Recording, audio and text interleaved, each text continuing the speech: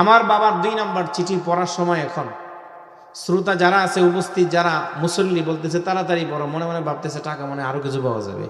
এবার ছেলে চিঠি 2 নম্বরটা খুলছে, খুলে দেখে তাদেরকে পড়ে শোনাইতেছে, বেটা আজকে তোমার সাথে বাকি 3 জন যারা আমার লাশ বহন করার জন্য আসবে, ওরা যেন নিজেদের পকেট থেকে তোমার 10,000 করে টাকা ফেরত দেয়।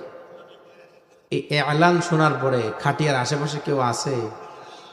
সব নিরাপদ দূরত্ব বজায় রেখে চুপচাপ দাঁড়ায় মনে মনে ওরে বোকা দিতেছে। কারণ 5,000 পকেটে জানাজার আগে ঢুকছে, এখন যদি 10,000 করে ছেলের 3 জনে ফেরত দেয় তাইলে 5,000 নিজের পকেট থেকে লস।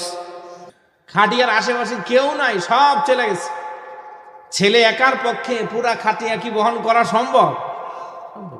ডাকতেছে, ভাই আমার আব্বার খাটিয়া ধরেন, দাফন তো করতে হবে। তুই একাই লয়ে যা।